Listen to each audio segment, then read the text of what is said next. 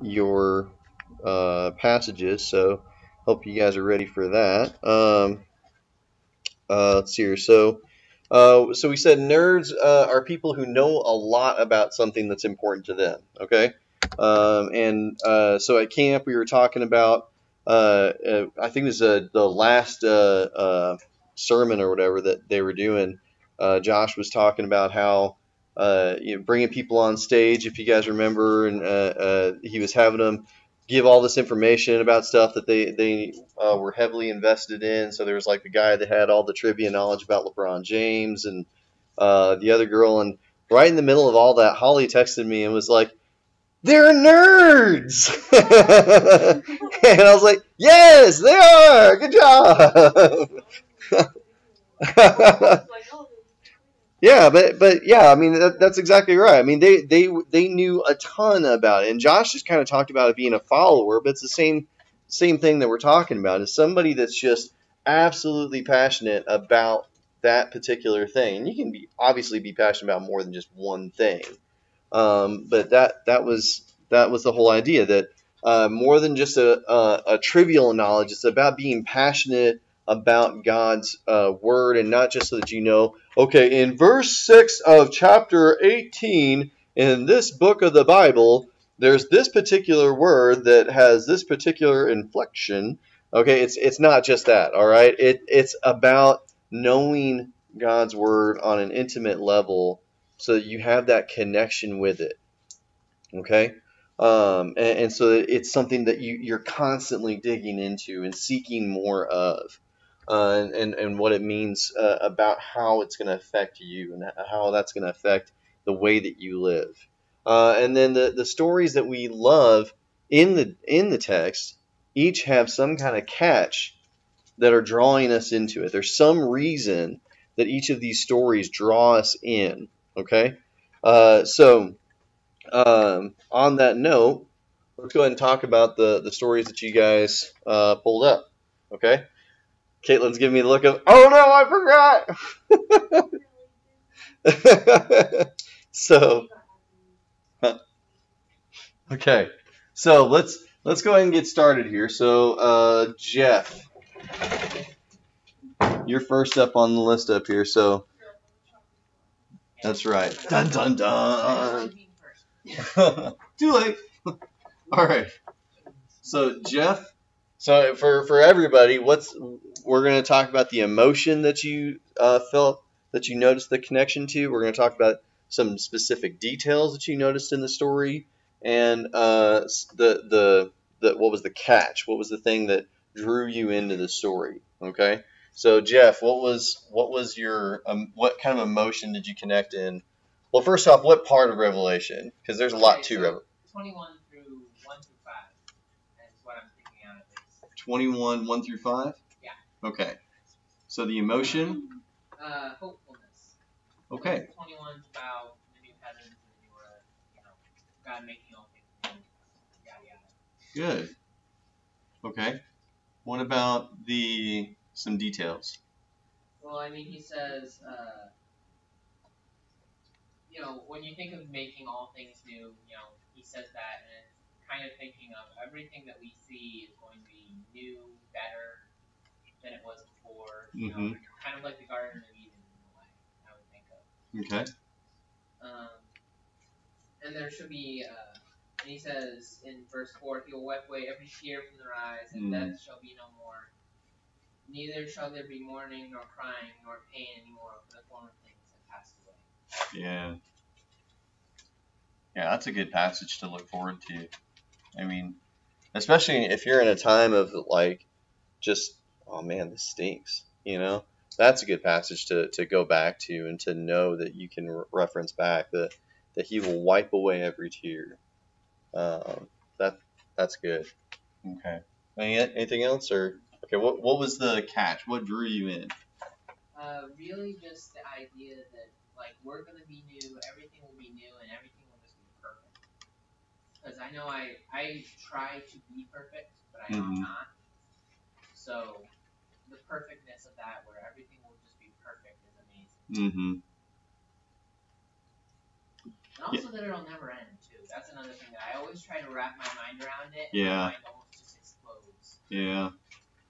Yeah, that attempt to be perfect. I relate to that because I'm an idealist. Like, if you guys ever take the Myers-Briggs test that talks about, like, what kind of personality you have, there's extrovert, introvert, there's judging, sensing, feeling, intuitive. There's a couple other different ones too. But there's one of them that is, like, idealist. So, like, you imagine what things should be like, and when they're not like that, it really bothers you. Okay? So if, like, you're a big perfectionist, you're probably an idealist on the scale, okay?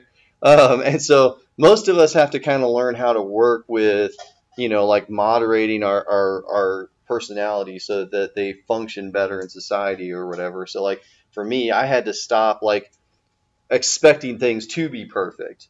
But I mean, we have that ideal set out for us of, well, I want to be perfect, and here's the way that it should be, because we see in Scripture the way that it should be. And so it bothers us, and it should bother us in a way. I mean, it should bother us that the world is the way that it is, and this gives us something to be hopeful of. So that's good. Okay. Javen's not here. What's Javen up to tonight? Okay. Okay. So Kobe, you're up. Kobe's also giving the look of, oh no. No, I got something. You got it? All right. So you said parables. Now, which parable are you going to be one talking where about? like the dude chunks some seed on the soil. Oh, okay. The sower. Okay. All right. So, what's the emotion that you connected with there? Like, as I could see in other people, how like it's harder to live for God and live like Him when you're in environments that are not like that. Like when He put seed in just the soil, it grew. When He put seed in the thorns, it didn't grow as well. When He put seed in the stones, like the rocky patch, it didn't grow at all, or something like that. And like, you done?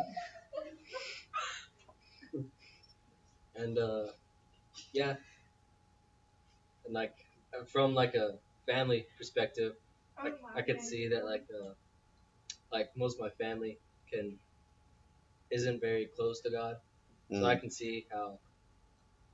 Okay. Placed with that. Okay.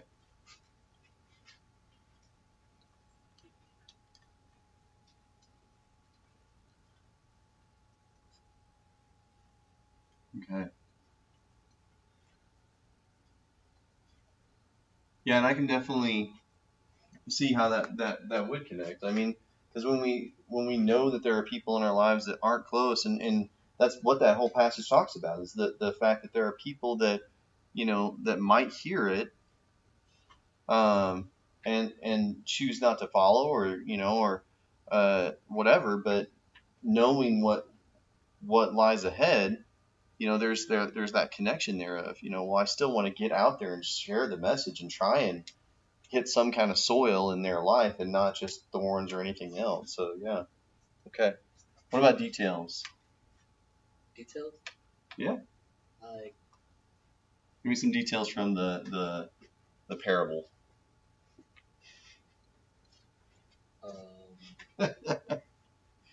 Jesus told it to a lot of people and changed their life. I don't know what you mean by details. Okay, so like with Jeff with the Revelation part, he was talking about like the specific parts in the text that were in there. You really already mentioned some of them. Yeah. Okay. So like the different soils. Yeah. Great. Okay. All right. So what was the catch? What part of it really drew you into that parable? Honestly, before I moved in with the Chandlers, I wasn't very, close. Okay. With God, and so I guess that environment we got closer. Okay. So that just kind of stuck So how environment changes people.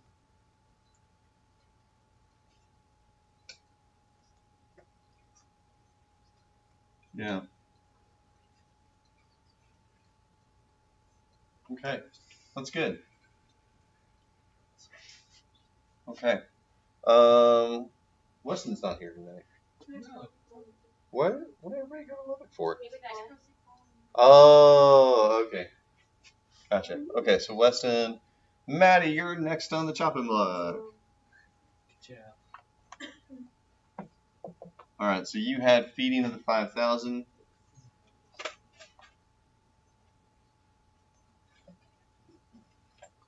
Alrighty. What you got? What emotion did you connect with in that? Kind of like a kindness emotion. Kindness. Like an act of kindness. Okay. So kindness service. Yes. Okay.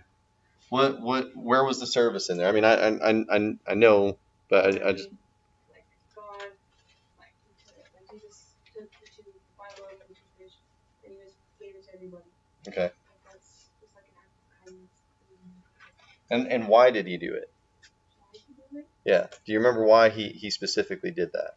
Because Jesus' disciples were like kind of doubting, I guess. That kind of sense. Because like they were like, people don't go feed them. They told them to go back and feed them. Okay. And why did he tell them to feed him though? That's the question I'm trying to ask.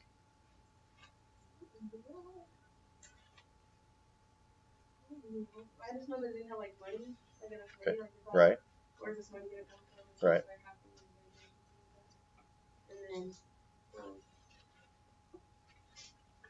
go get what you find, like go get something. He said, go get what you have and bring it back to me. And he told them to go like sit in the grass, and then the disciples like kind of gave it out to them. He split it. He gave thanks and split it, and then that's kind of what I wrote. Okay. I kind of had like the food. Okay. I So- don't know how to explain all that. No, you're doing fine. You're doing fine. Okay, so to get back to where this story is coming from. So Jesus is teaching the people, and there in one of the accounts, I don't remember which one it is, but in one of the accounts it talks about how Jesus is teaching the people for a really long time. I think in one of them he might actually cross the lake, and the people follow him all the way over to the other side of the lake. And so he has, compassion for them. So he continues teaching them because they're desperately wanting to hear more from him. And so then it's getting late in the evening. And so the apostles are getting kind of grumpy. They're like, oh, this is taking forever. I mean, when you guys hear a really long sermon, all you guys can think about is, man, I've been thinking about lunch now for the past 15 minutes already, Okay. And that's what it would have been like for them on times 50 or whatever. Because Jesus had probably already done like a 2-hour sermon or something like that. Then they crossed over and did another 2-hour sermon. Okay, so they're getting kind of like, oh, we just want to spend some time with Jesus. Okay, can we please just spend some time with Jesus? Jesus, tell them to go away. All right, but Jesus knows they've already listened to me for 2 hours, 4 hours now. They crossed this lake so that they could listen to me some more. Now you just want me to tell them just go home? That's going to be a long journey too. They've already been out of food for a while now. So we need to feed them. And that's when the apostles are going, you're crazy, And they're like, it would take a year's wages to give everybody enough just to have a bite. Okay? And that's when Jesus says, what do you got? And so they start bringing that up, okay? And so like that idea of kindness, it comes from where the mindset that Jesus is coming from is this idea of, I know these people are hungry. I know that they're going to be even more hungry if I just send them away right now. And so there's that compassion that he has on them in that process. So what was the catch for you? I guess just like how I would like with the emotion just being kindness, Mm-hmm. and I want like to show everybody else kindness. Okay. So like, you know how we do those every 3 Saturdays? Oh yeah, Distribution? yeah. Like that's kind of where this story is like brought to me because Okay. I like that we get to feed all these people. Yeah. Just, like it's out of my heart to do it. It's not like, oh, I have to go do this every Saturday, like on the third Saturday. Yeah. So I guess kind of like. It's the compassion. Yeah. Yeah, and there should be something within us that when we really start to encounter God, that we start to connect with that compassionate element of Christ's heart. And each of us are going to connect more with different things, just like with our personalities. Some of us are more extroverted, some of us are more introverted.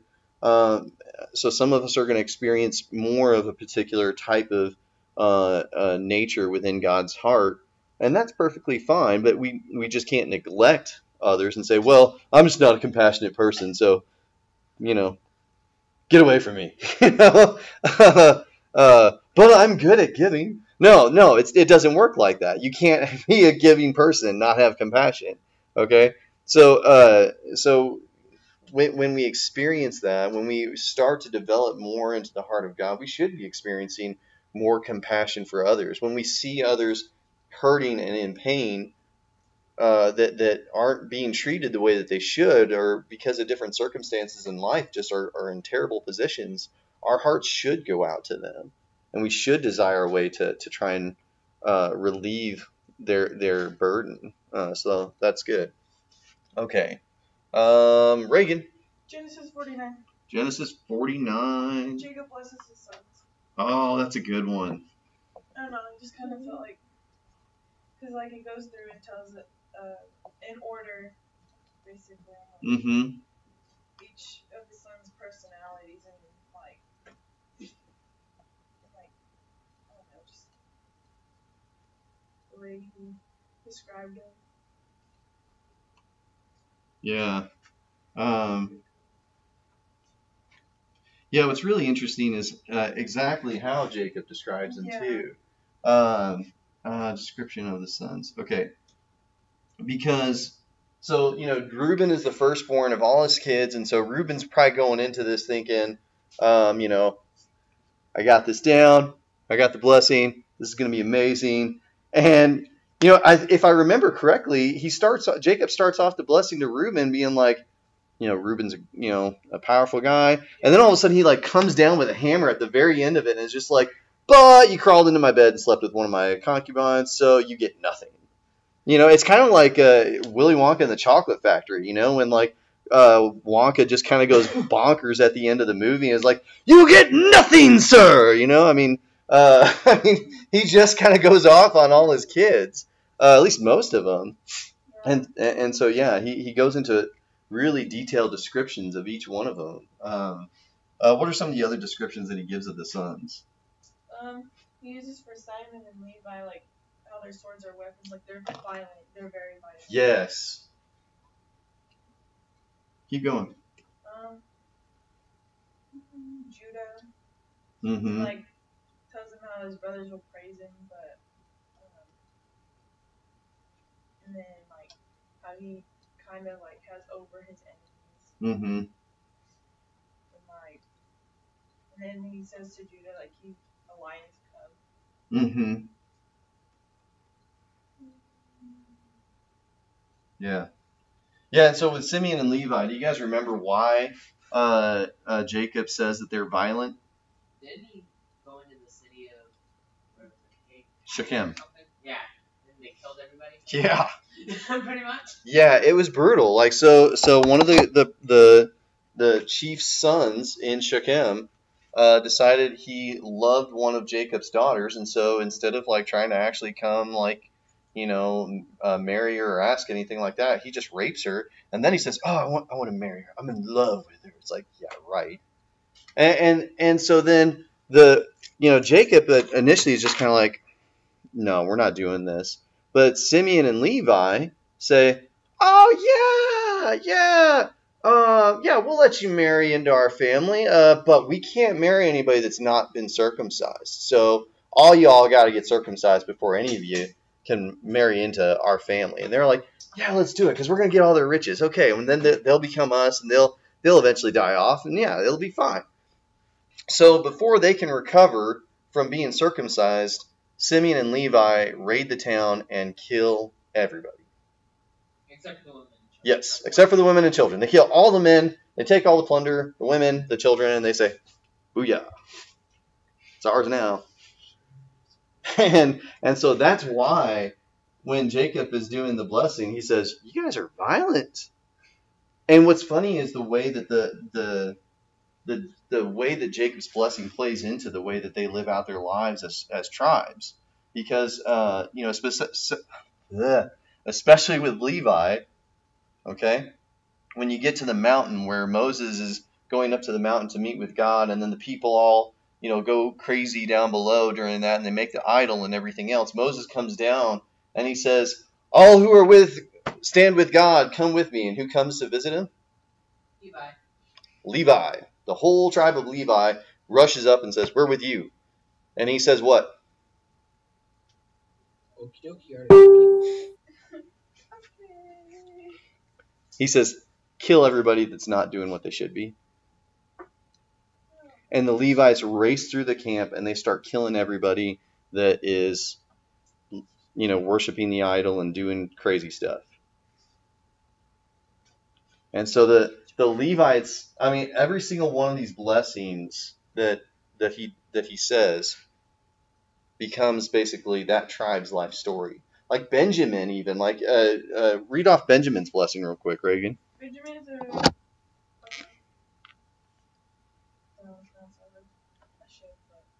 It's like something wolf. In the morning he devours the prey, and in the evening he provides for thunder. Okay, probably says ravenous. Yeah. Okay, ravenous wolf. Yeah. Now, Benjamin though was Jacob's favorite son. Like it's Joseph and then it's Benjamin, right?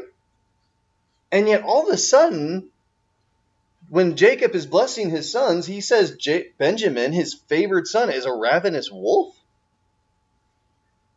It seems weird. But then when you go throughout the stories, I mean, Benjamin's awful.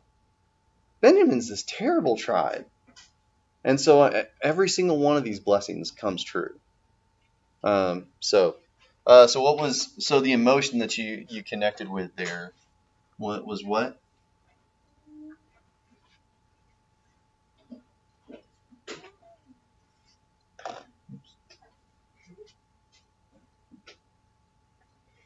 I feel kind of like, because I can relate kind of with sisters and stuff. I feel like our mom, Sean, will tell us our good and bad, kind of compare us and not make us one of us higher than the other, but still. Mm-hmm.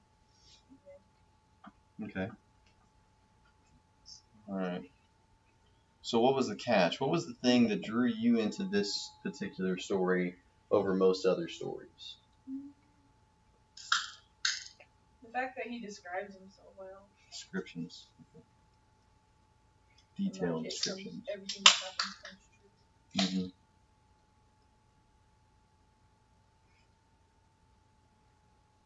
Mm-hmm. Okay. This is good, guys. Okay, whatever. Okay. We can go over here. Riley, you're up. So you had Samson or the Beatitudes? Samson. Okay. All right. So what emotion did you feel like you connected with while you were reading that?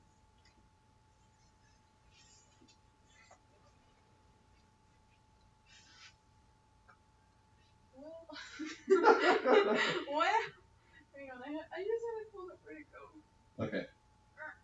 All right. Well, while you're pulling that up and you're trying to think of the emotion, why don't you start talking about some of the details of it? Well, it starts in Judges 13, chapter 13 through chapter 16. Uh-huh. And of course it starts off with Yom Kippur. Okay.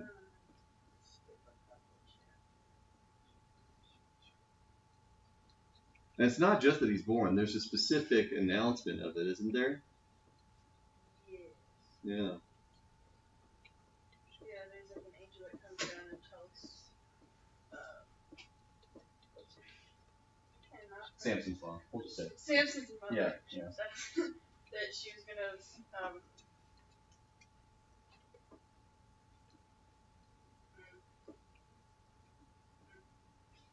hang on.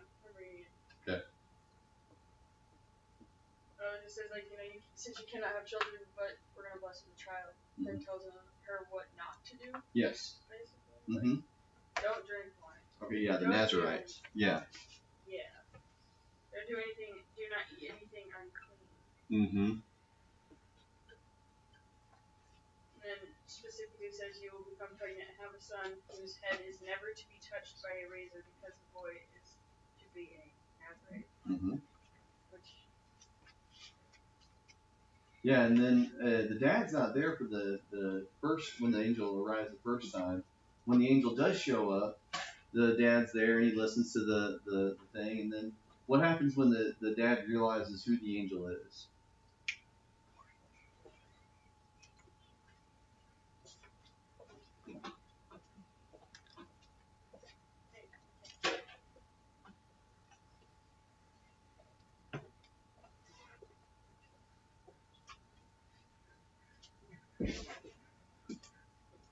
Yeah, he take a young goat. Yeah, he sacrificed it. Yeah, he offers a sacrifice to the young goat, and then the angel of the Lord disappears, and all of a sudden he realizes, oh my word, we saw the face of God! And he's like, we're doomed to Yeah. die. Yeah, he's freaking out. But what does his wife say? We have seen it. But as I said, if the Lord had meant to kill us, he would not have accepted a burnt offering and grain offering from our hands, nor shown us all these things, or now told us this. Yeah. So like the dad's freaking out, going, We're gonna die. It's Yeah. like, why would he do that? just tell me when I'm trying to kill us. Uh-huh. Yeah. And the Nazarite vow is an important part to remember, to understand at the beginning of Samson's story, because they're not to drink wine, they're not to touch dead things, and they're not to cut their hair. Samson drinks lots of wine. He sleeps around a lot. When he kills the lion, He doesn't tell his parents about that. yeah, but and that's the trick though, is that it's not just that he doesn't tell his parents about it. It's that he kills the lion, and then after it's dead, he sees the honey in there, and he's just like, oh, I want some honey, and he reaches in and he touches what? A dead animal. Which is unclean, which the angel specifically said. Exactly. And this is kind of the thing that you have to, this is why it's so important to understand that the angel specifically told him about all this stuff in the beginning of Samson's stories, because the angel says, don't do all this, and what does Samson go and do? All of it. I mean, except cut his hair. That's the one thing that he doesn't do. Okay? And what really caught me was the next chapter, the riddle that he told them. Uh-huh. Oh, yeah, the riddle. Yeah. Yeah. I'm just intrigued. Okay. And then how they pressured his wife at the time to, Mm-hmm. you know, hurry up and tell him to give us the answer. Yeah. And pressure him to give you the answer, and you can tell us, or Mm-hmm. kill your family and sit your house again. Yeah. Okay. Oh, wait, so Okay. So do you remember now more of what emotion you connected to with the story of Samson? part of it was curiosity, Okay. but then also like mainly curiosity. Okay. Why he did all that. And then Okay. All right. And what was the catch? What was the thing that really drew you into this story? it's kind of the end actually. Okay. First chapter, like I think it's 16.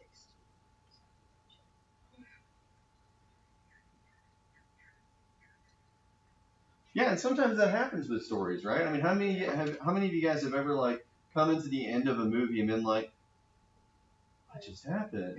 And like in the last chapter that it ends with Delilah. Mm-hmm. That little part right there. Yeah. He's like, I think I found the one I actually love. And, you know Right. what? At this point, we're like, we don't believe you, but I'm still just gonna keep reading it. And then she betrays him and cuts his hair. Surprise! Wow. What? And then they're like, don't they like take like the army or whatever comes in and takes him, Mhm. publicly shames him, basically blinds him. Yeah, they gouge out his eyes.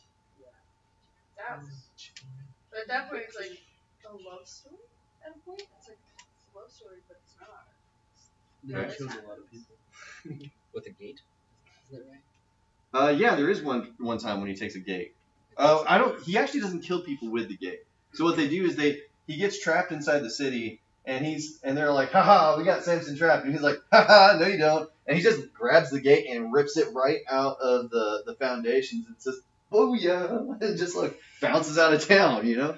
I think Brings after the gate that, with him. yeah, he takes the gate with him. It's like, dude, I that's got a totally a boss He's move. got a souvenir. Yeah.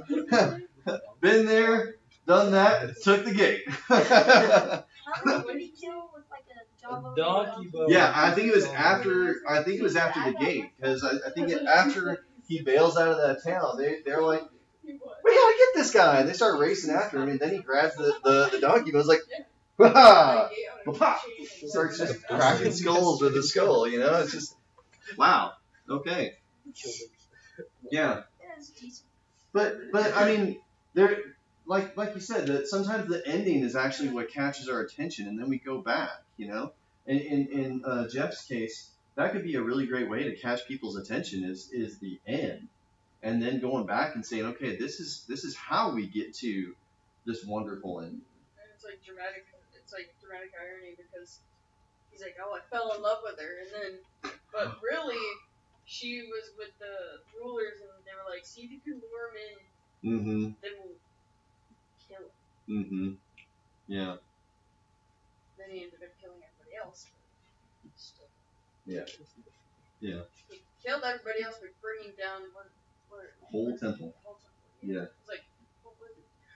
Like ripped the pillars off. Pretty much. I can't tell what he did. If he like brought him like this, or if he pushed him out like that. But they were the two main pillars that supported the entire temple. I think he brought him in. I think they said it's chained. Yeah. Yeah, Oh, 'cause he was chained chained to to the the wall. pillars. Yeah. Chained to two different pillars. In the Yeah. Yeah. And Yes, then his God for mother came strength. and found Yeah. him. Give it to him. Yeah. So he just yanks the pillars. That architectural design to put all the weight on two It pillars. was really bad. Uh-huh. Sometimes they had really bad threats, really graphic ones, and they actually followed. Yeah. If you guys ever read through Judges, there's the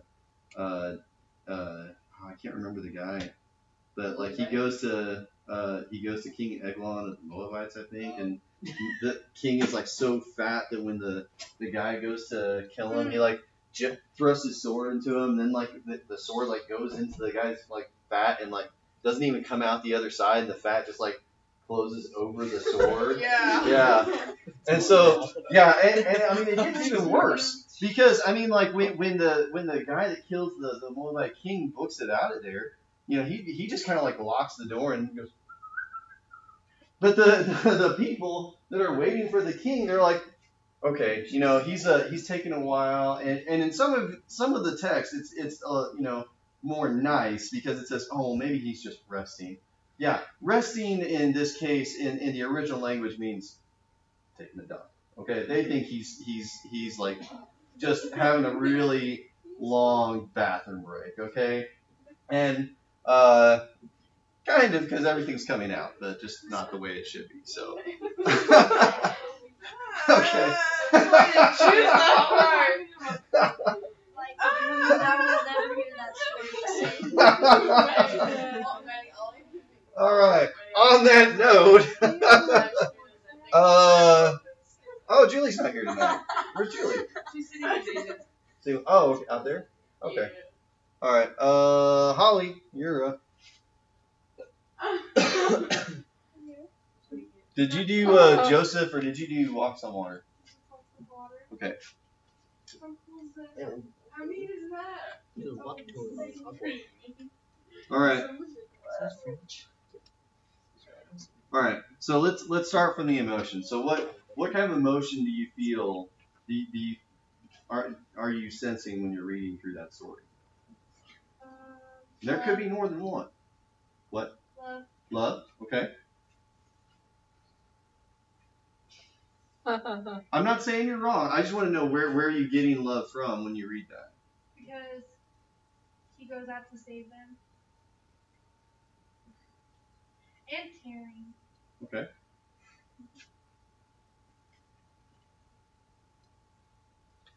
Because she saves them in the fall. And because Okay. of the storm. Good. again, I'm not trying to say you're wrong. I wouldn't have put love in that one. So I'm interested in how that emotion comes out for you. So not that you're wrong. Okay, I want to emphasize that you're not wrong to catch that emotion. Okay, so that's good. Okay, so what kind of details? Oh, and also because No, go for it. Okay. All right. What kind of details?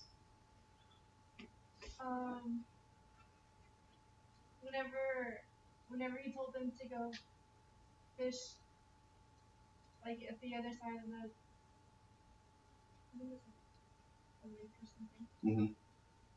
He was just sending away the people while they went to get tired fishing. Okay. And then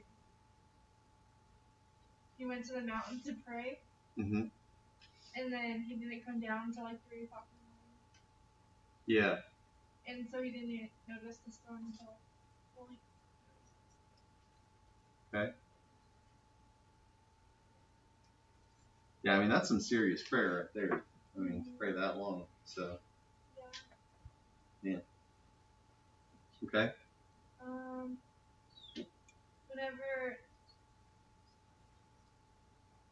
Whenever Jesus was showing them stuff that, like healing people, Mm-hmm. they still didn't believe until, like, he was walking on the water. Yeah. And then even after he walked on the water, he didn't believe. Yeah, I mean, they still don't get it. Yeah.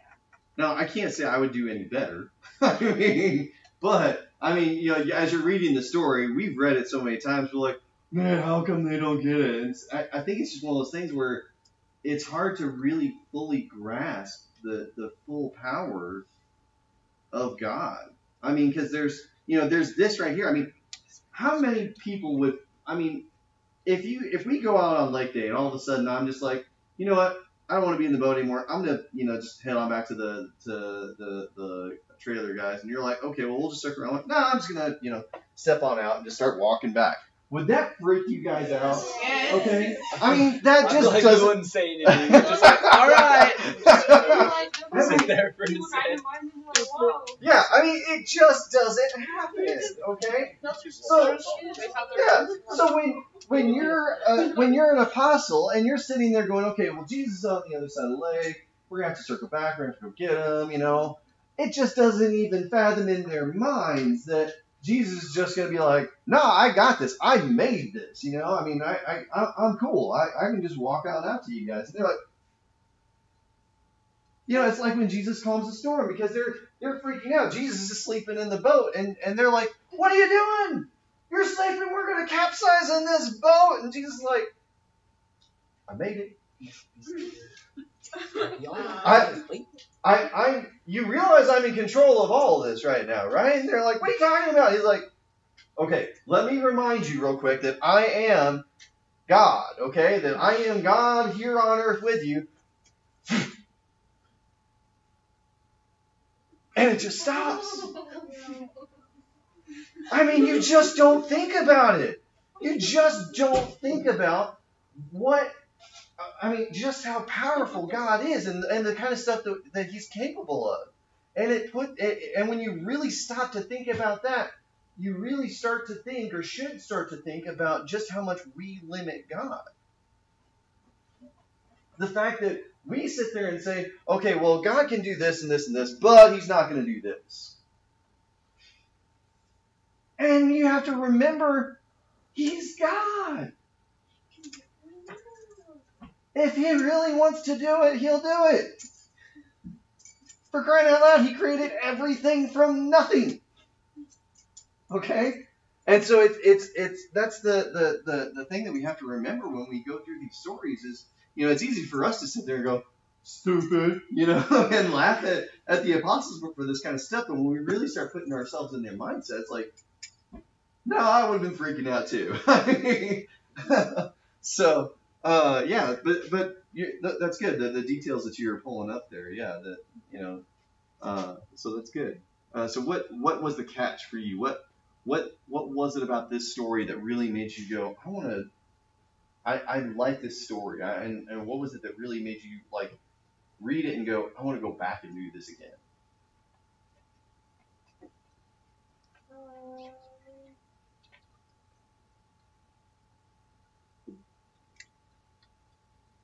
You want to come back? No, there's so many things for a second. Okay.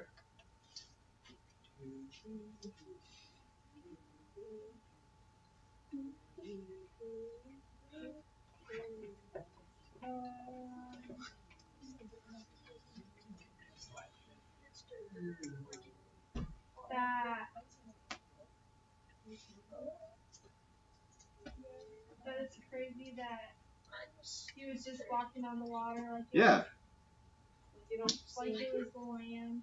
you don't see anybody do that shit. Yeah. Like that's pretty mind blowing. Yeah. And that's legit. That's a legit reason to go back and go, I want to read that again because that's crazy. Like what I picture in my head is like a little puddle that has like this much water in it. Right? But you can still touch the land and like walk on it. Yeah. But like your ankles are covered a little bit. I mean, it's hard to imagine. It really is. I mean, because we know that if you walk on water, if you're going to sit there and go, okay, I'm going to take a step out out of the boat, I'm going to fall. I'm going to get soaked and get water up my nose and be really uncomfortable and everything else. And Jesus is just like, in fact, in one of the versions of that story, it actually talks about how, like, they're freaking out because of this storm, and Jesus is actually going to walk right past them and just head on over to the other side. And they're like, hey, that's Jesus. And he's like, yeah. And so it's just like, what? Wait, no, you're going to walk past. And he's like, and? I mean, and so this is, yeah, it's just crazy. So, all right, that's good. That's good. All right, so Eli, you had David and Goliath. What was the emotion? Yes. Fear, I guess. Fear, okay. Yeah. Okay.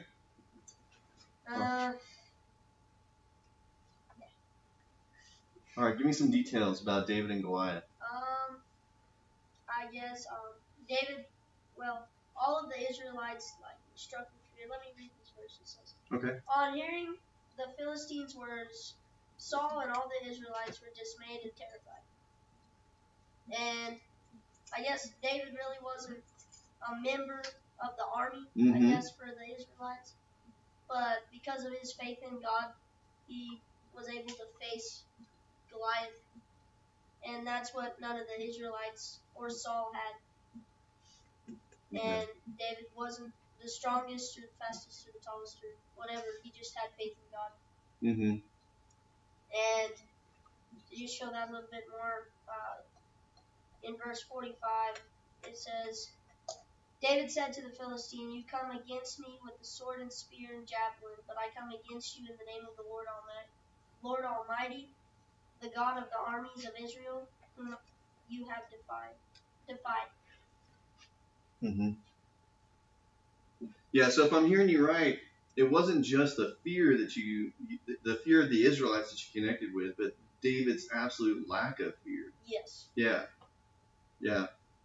I mean that's good. I mean that preaches right there. I mean, the fact that this whole army is terrified of what's going down, and realistically of what hasn't even happened yet.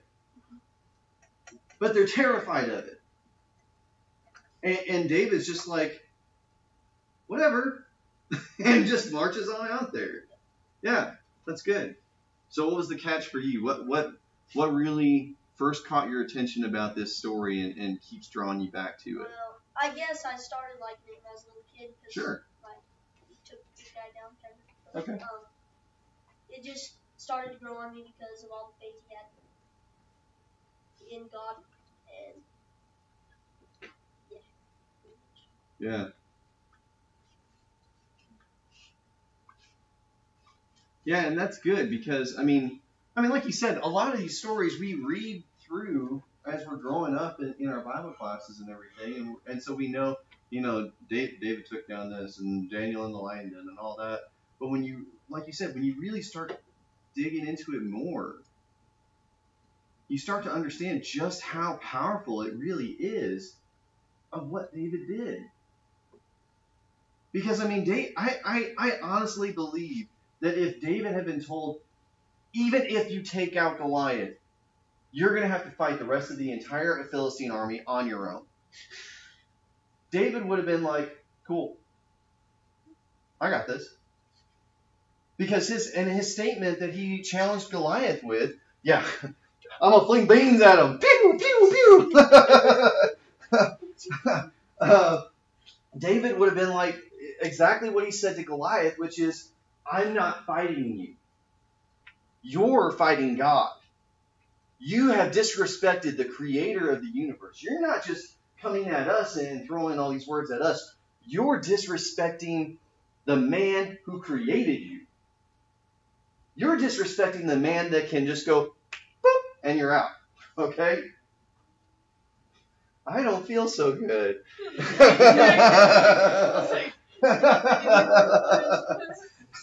Okay? So, I mean, and so David's like, I don't care how big you are. I don't care how many people you have with you, because it don't matter. I was just reading through a thing in 2 Chronicles yesterday or today about how Jehoshaphat, when he's a king of Judah, at one point he's actually like told that all these three separate armies are coming after him. And he kind of freaks out for a little bit, and he goes, God, you got this, right? And God comes back and says, yep, I got it. You guys just march out there. I'm going to take care of it. And at first when you read that, you're like, okay, what do you mean they're just going to show up? And then you read the story, and it's awesome. Okay? Because literally, while Jehoshaphat and his army is marching out to this place, it's these three armies. It's like Ammon and another one and Edom. Okay?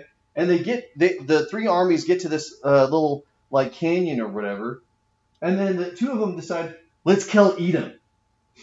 And so they do. They just start slaughtering the Edomites, and now it's down to two armies and not three. And then God sits there and goes, yeah, we're going to make this even easier. You guys are going to fight now. And the two armies that were left start killing each other. So that by the time Jehoshaphat and his army get there, they're like, oh, everybody did. And they literally just go in there, they take all the plunder, and they're like, no, you guys don't need the gold anymore, and they just start walking off with it. I mean, they literally arrive, and God has allowed everybody to just die. That reminds me of Gideon's story. Yeah. They just start killing each other because they don't know who's who. Yeah. I mean, that happens so many different times. I mean, there's tons of different times where God does this. I mean, there's all these, there's stories where later on in the kingdom of Judah, where these armies just march up to Jerusalem, and they're getting ready to attack, and God sends this panic into the army. Actually, this is at Samaria that this happens. God sends a panic in the army, and like because they sit there and think that there's this crazy powerful army, which there is, just outside the camp that's getting ready to come kill them. They book it out of there, leaving everything behind, and the first people to show up to find out about it are some lepers that have been exiled outside of the community. And the city had been under siege for so long that everybody was hungry, and the lepers are like, well, look, either we're going to go in there and starve to death, or we're going to stay out here and get killed, so might as well just go ahead and go on over there. So they walk into the camp of the enemy, and they're like, ain't nobody here. And so they just start taking valuables, they start eating food like crazy, and then they're like, yeah, we need to tell everybody else. And everybody else finds out and comes out and gets this stuff too. Okay? And so yeah, the sheer faith that David has, this absolute belief that David has that God's going to take care of it, whatever happens, the more you start really digging into that, it's just like, oh my word, that's nuts. Okay? Allie, you're up. You had fruit of the Spirit. So what emotion did you connect with? I think it was happiness. Good. Again, I'm not saying you're wrong, because obviously there's happiness in the fruit of the Spirit. But just explain that for me. Like, how did you feel happiness there. Jesus set the perfect example for all of us. Mm-hmm. We just need to try to be more and more like him. Okay, good. That's good. Okay, so what are some of the details in that passage?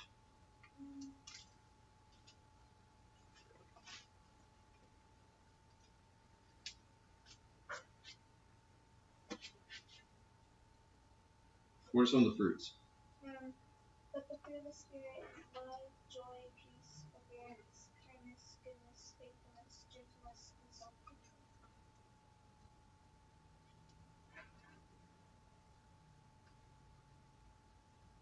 Okay.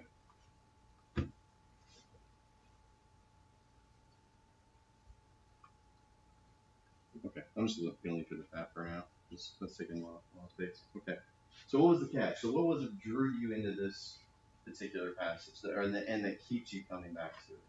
Well, it's like all the things we should be, and like most people, they fall short of it, Mm-hmm. and we just need to try to be like that as much as we can. Yeah. Yeah, I think it gets back to what you're saying about the emotion that you connect with, about being more like him. That as we become more like Jesus, as we spend more time with him, we should be seeing more of this in our life. We should see more joy. We should see more peace and self-control. We should be able to, without Christ, it's a lot harder to say no to the stuff that we want to do. It's what Paul was talking about, that we've been talking about in Romans. The things I do not want to do, these are the things that I do, and blah, blah, blah, blah, blah. That's what gives us, yeah, I said it. That's what gives us the ability to stop doing that. And so, yeah, the fact that this is what we should look like if we're doing our job of becoming more like him. So that's good. All right, Hayden Hudson out here. Elizabeth isn't here. Caitlin, I'm going to come back to you unless you're ready right now. Okay, let's try. All right, Caitlin, you said Adam and Eve. So what is it about Adam and Eve? What emotion do you feel like you're connecting to when you read that story?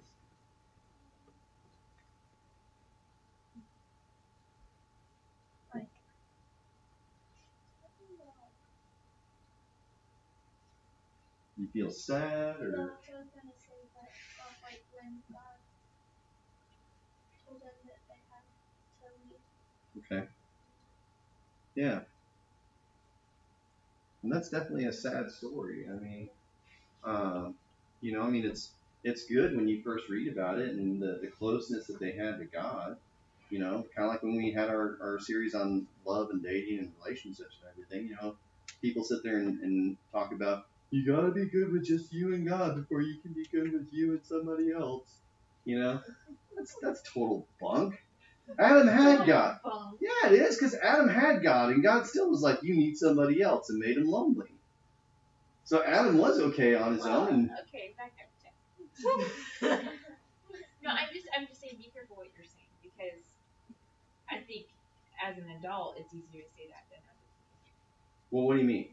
When I was a teenager, I'd say that all the time, and especially with some girlfriends, and you make a pact to say, you're gonna put God first before you. Okay, I'm not saying don't put God first. What I'm saying is that the phrase is you gotta be okay with just you and God before you can be okay with you and somebody else. And that's my point, is that Adam was okay with just him and God said, nah, you need somebody else too. So he still had God as his first priority. He still was good with just him and God. God specifically made him lonely. But God didn't. There was no sin in his life at the time. I'm not saying that there was. No, that's what I'm saying. I think that's where the difference is. He was pure. But God still made him lonely while he was pure. Right. But I think as we're human and we're not born with sin, but that's like for me, that's like saying as a baby, I'm completely fine with God. That's the best point in my life with God, because there's no sin. Sure. So what I'm saying is, he was lonely, but he didn't have to deal with sin. So I think when you get to the point of being okay with God, I think you need to be right with God. I think that's what the phrase means. That's not what people were explaining it like to me. Who was explaining it? The way that it was being said to me was the idea of you got to be okay where you wouldn't even care if you did get married or not before God will even introduce you to somebody. Well, yeah, I mean, there's truth to that, but I think I think it just depends on the person. I mean, you can't say that doesn't matter because to some people it might. Again, my point is that the idea of, I mean, Adam was okay on his own, and God specifically said you need somebody else, and so the phrase of you know you got to be okay with just you and God just doesn't hold up because that's not what happened in the garden. So. Well, even you can understand that could be a different situation for some people if they choose to make that kind of commitment. That's called just being okay being single, and that's a different scenario. Making that commitment to God, as opposed to making a commitment to a relationship. I feel like, so like when I was a teenager, listen to me, when I was a teenager. I feel like we're getting way off topic here. No, because I don't want anybody getting confused. When I was a teenager, I read that book, I Kissed Satan Goodbye, and how much you were like, oh my gosh. And even that guy's come back and said that. Joshua.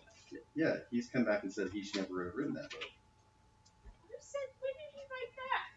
This is just a few years ago. Okay, you need to show me that. But anyway, he made a good point in that book that meant you have relationships that you're standing at the altar, and you have all these previous relationships that you've been in that kind of come with you because you have baggage from all this previous stuff. And so I really related to that because it's true. I mean, how much baggage did I bring probably to our relationship? I broke up with you 2 weeks after we started dating because I wasn't ready for it. You know what I mean? And so I think that if you make a commitment like that to God, it's trying to make putting Him first. And then when you put Him first, it'll become easier into a relationship. That's still not what I'm talking about, though. So I feel like we're talking about two separate things. Like that sounds like I think we just need to move on. But I'm right and wrong. Right. I'm just kidding. Anyways. Alright, so, Kaylin, what kind of details you got?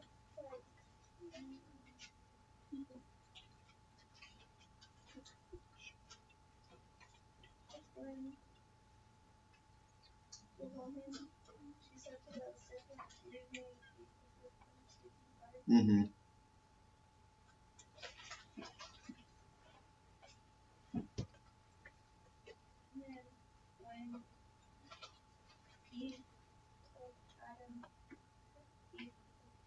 Mm-hmm.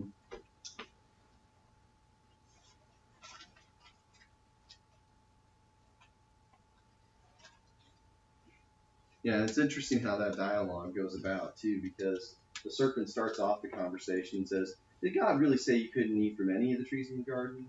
And, of course, she knows better. She knows that that's not what God had said. And so she says, no, he said that we could eat from any of the trees, just not this one tree. And the serpent keeps twisting what God is saying. And she says, I can't eat from this tree or we'll certainly die.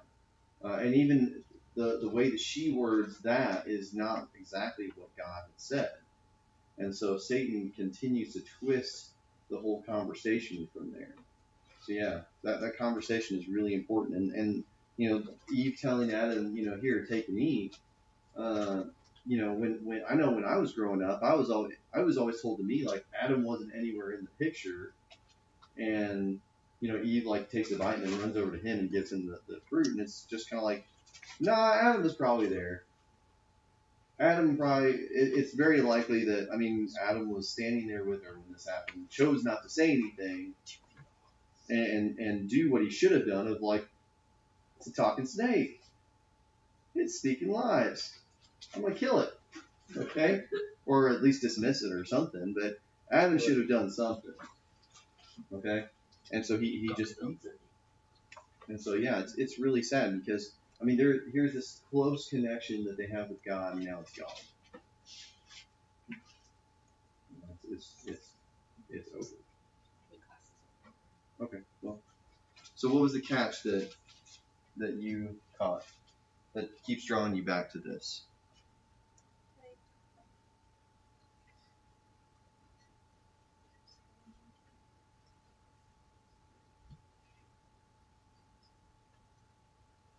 Not sure? Okay. We can come back.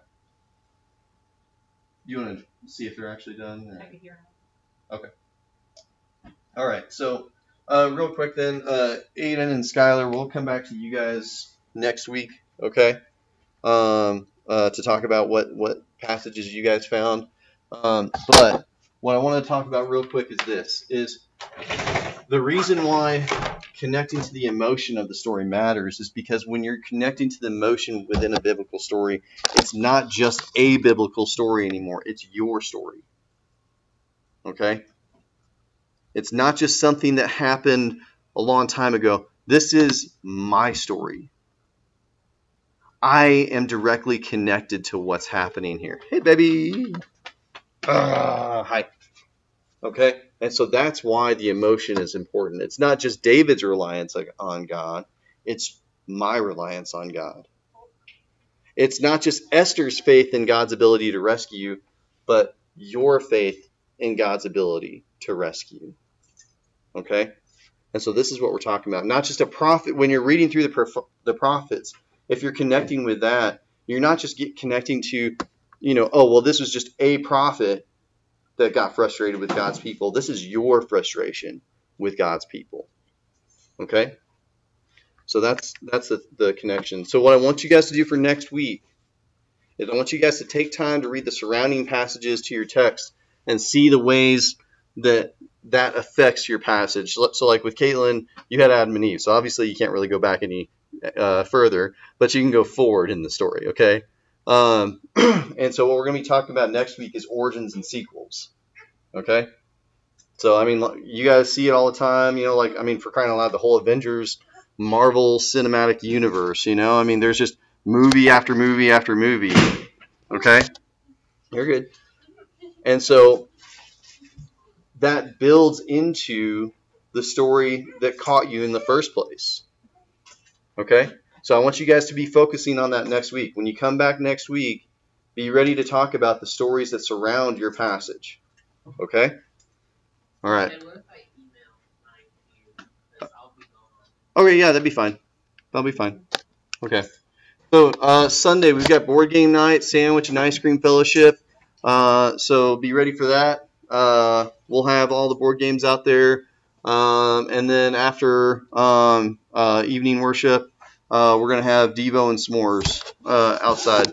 Assuming it doesn't rain now that I've said s'mores. All right. So. David, I don't know who you're joking with. All right. Love you guys. You're awesome. Baby!